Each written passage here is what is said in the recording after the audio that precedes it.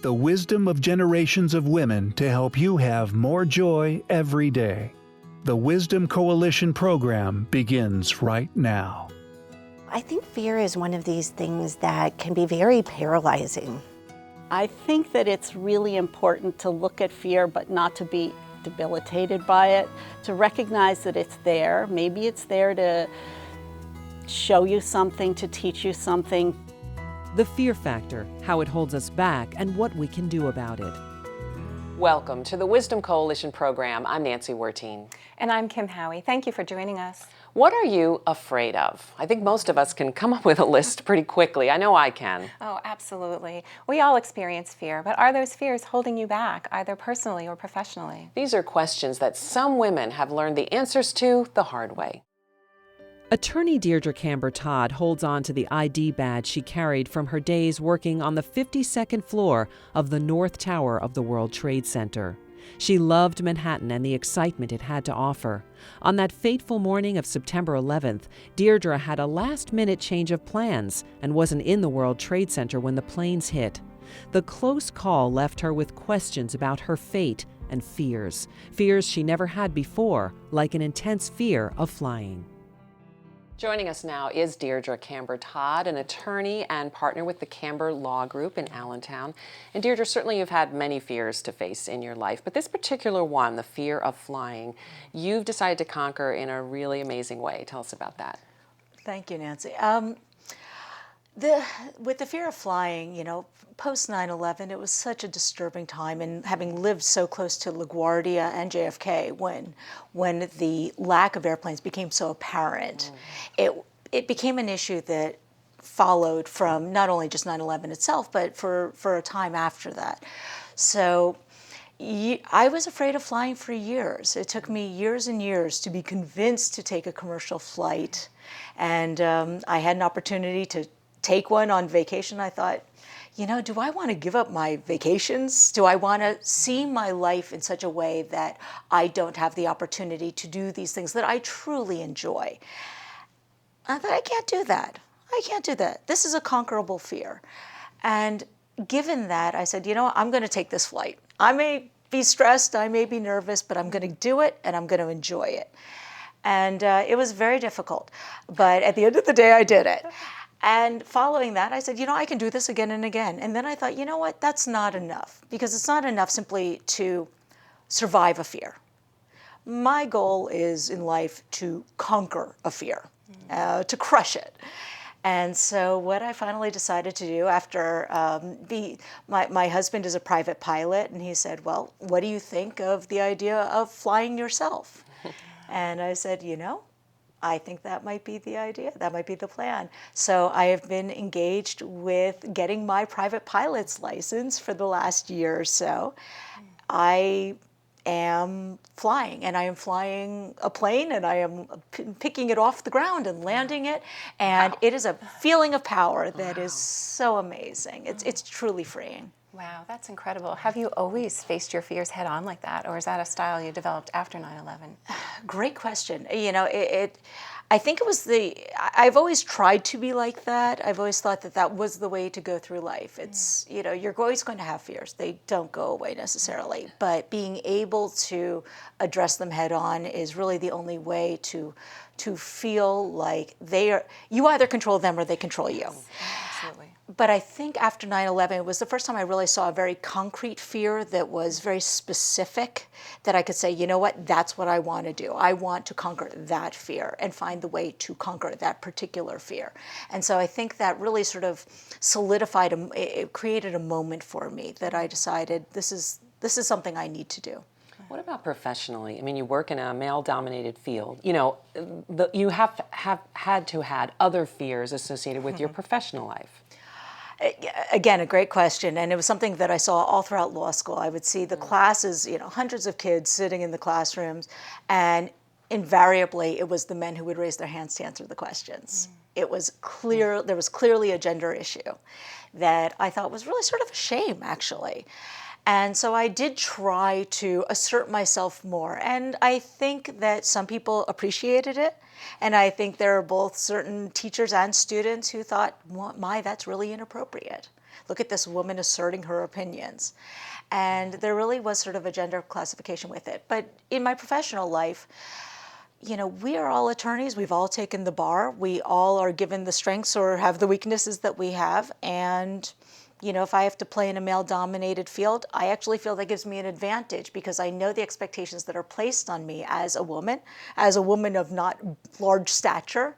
And in certain ways, what I've learned, especially dealing with juries, for example, is that you can get much closer to a jury. You can get much closer to another woman than if you're a larger, imposing man. So in some ways, there are some significant benefits to being exactly who I am and taking on those opportunities. Thank you, Deirdre. We'll be right back.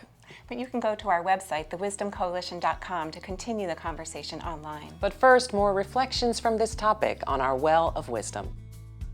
When it starts to rear its ugly head, I just think of something else that brings me that comfort, that brought me comfort throughout my life, and it goes away. And I notice quite often when talking to people about a risk that they're about to take, even if it's a moderate risk, they've come up with all of the reasons why they shouldn't give it a try because they're afraid. It's always important to ask yourself, what's the worst thing that can happen?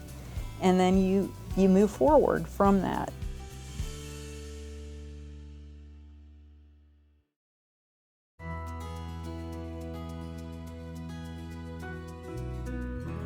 Welcome back. Our next guest is Pam Gockley. You are co-founder of the Vigilant Corporation and author of several books, including The Reputation Factor. Thank you for being with us. Sure. Now, you say as a consultant, you don't like the word fear. You like challenge instead. Why is that? I do. Because fear a lot of times will make people stop in their tracks and it will stop any kind of forward motion. And I'm a firm believer in a plan. And as I do more consulting with women, I'm a little bit concerned because a lot of women don't have that plan in place. And they don't even know how to do it or it exists. And me being a technical person without a plan, I don't get anything done. So in helping women to overcome that fear, if I give them a plan that makes sense, that we work together on, that they have steps that they can take instead of, being overwhelmed with a whole entire plan, we break it down into smaller steps so we can do those steps instead of the whole thing, and then the fear kind of goes away because there's nothing to be afraid of anymore. I like that. I like the idea of having a plan. Yeah. So may I ask, are there traits that you commonly see that people have that hold them back more in life, that make it more difficult for them to conquer their fears? Well, and I think folks who have a lot on their plate just can't see the proactiveness that is required. And when you're setting your goals or you're defining your goals, I don't like setting goals either because that seems like a little bit of It's a lot of pressure. It's a lot of pressure. Yeah. So I like to define the goals, create that plan, and I think women who are waiting to be unleashed, if you give them that opportunity, they will rise up to the occasion because they do to everything else in their lives. The children, the schedules, the husband, the house, the work, everything else. So I like to challenge women on a personal level, and most of them rise up to it. And I'm not sure there's one trait. I think it's universal. Is there a female trait? I'm not sure. I'm not really a psychologist or anything like that.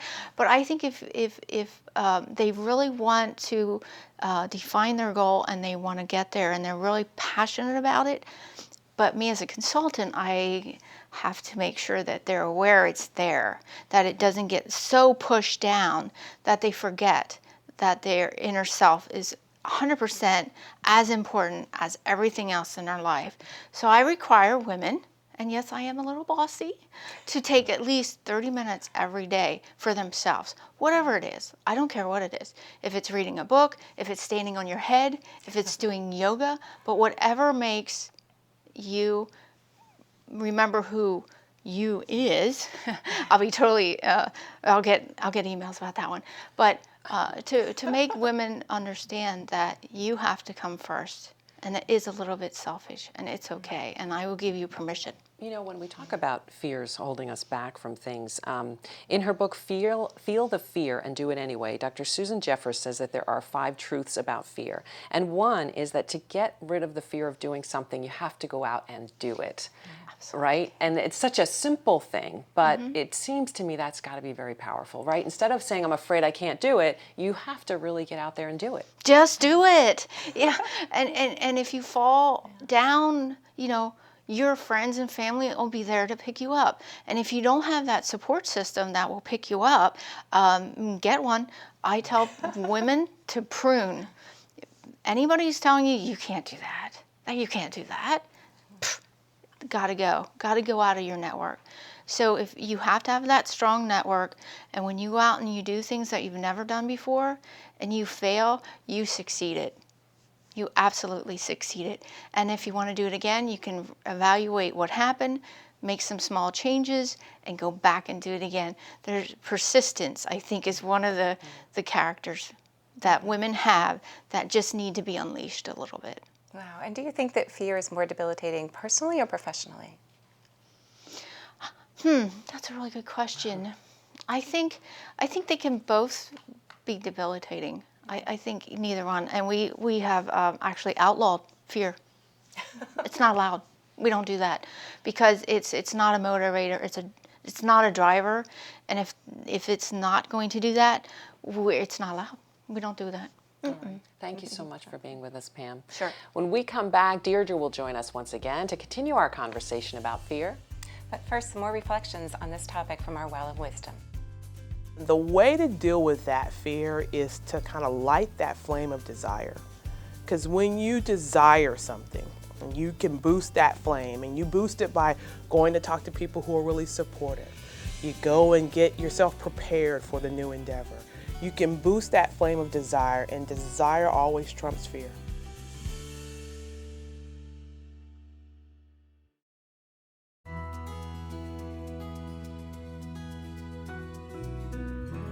Thanks for joining us once again. We're continuing our discussion now with Pam and Deirdre. I have a question for you. So research says that men are afraid of failure and women are afraid of success. And I wondered if both of you agree with that and why. Well, I'd say that I think it depends what sphere we're dealing with. I think when it comes to the personal sphere of being married, having children, the stereotypical things that are expected of women, I think that the expectation is that you will attain those goals. I think that the more challenging part of that success, fear of success, is when you want to do something that may be a little bit different from what the norm accepts. And I think that's where you will find the challenges if you choose not to have children, if you choose to go a different path. That's where I often see fear of success, because what will that mean to the rest of the world that you live in? When it comes to fear of success in business, I absolutely would agree with that. I think that it's very challenging for women to accept the role that I will be successful and I can play with the big dogs. I think that there become concerns that I will be perceived as an unattractive woman, as a hard person. And I think that there are certain expectations. I think you just have to embrace those and say, you know what, it's going to be what it is.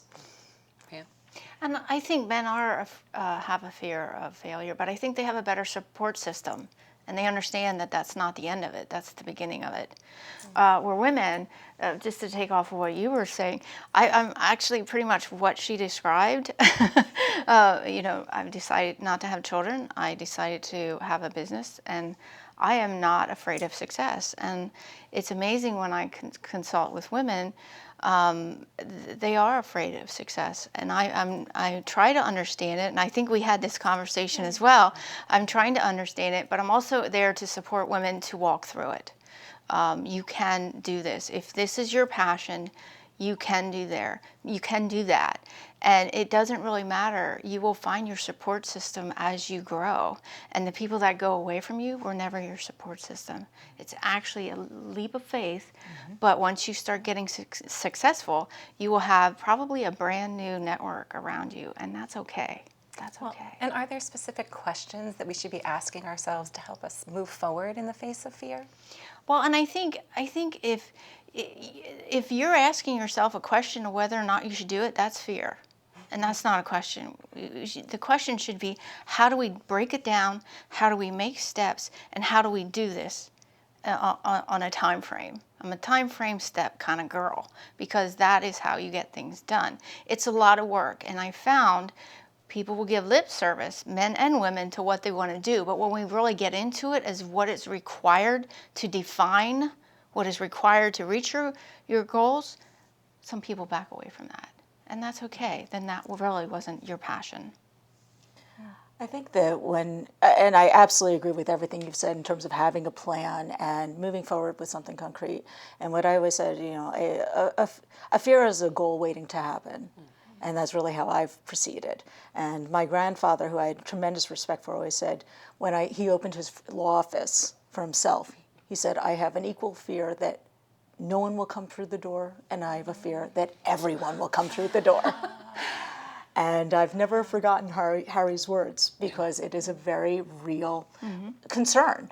And and the way you're going to be perceived, and you're absolutely right that if you develop that, you will develop a whole new network. So the person who doesn't support you, and there are always going to be detractors, they are not there to support you. And a true friend, a true ally, whether that's a friend or a stranger, can be the ally that helps enable you. But at the end of the day, you have to be accountable to yourself and say, 10 years from now, will I be proud of what I did, of the decision that I made, that I chose not to go on the flight, that I chose not to do this, or that I chose to do this? And I think if you can look back in 10 years and say, you know what, I tried. And whether it was successful or not, there's still success in the fact that you made the effort. The one thing that Kim and I talked a lot about in preparing for this is, are our fears always valid? Right? And we said, well, that's such a subjective question. Real quickly, if you could both give us a quick answer to that question. Are our fears valid? Well, and when we work on your reputation, the ones you can't control, we don't worry about. The ones we are in control about is what we focus on. And those fears will go away. I think some fears are rational, very clear. I understand why I developed a fear of flying. It was something very rational that I could pick out. I think other fears are irrational, or they're based on our childhood experiences. They go back to things that we don't necessarily even understand. And does that make them invalid? They're there. They're emotional reactions. They're always valid because they are present. Whether or not they are something that should be, whether they make sense is a different question, but we still have to deal with them because they are present in our lives. And so that in and of itself makes it valid, and then you have to find a plan for addressing them. Thank you so much, both of you, for joining us. We'll be back in a moment for a cup of tea in the kitchen. And a colorful tip to help keep you calm. Fear, anger, sadness, all of these can hold us back if we don't know how to process ourselves through them. And so learning the questions to ask ourselves when we're feeling fear or when we're feeling anger or afraid, very important for us to be healthy, happy. However, it can also be a driving force. Like, what are you afraid of? Why am I afraid to? So really look at yourself and assess what you are afraid of and why.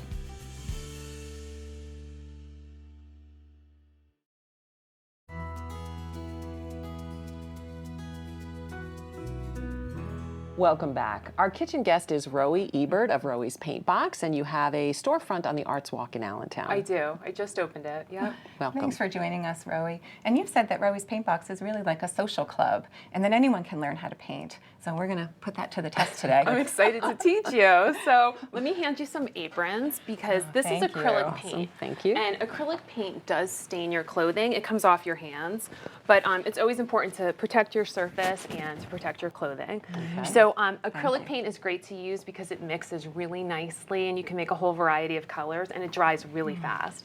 So you have a few things in front of you. You have 3 sizes of brushes, a canvas, and a palette of colors, and we're going to paint the poppy painting today. Pretty. So, you ready? I'm ready. I'm trying. Right. So what we're going to do is we're going to work on the background. We're going to take one of the bigger brushes first.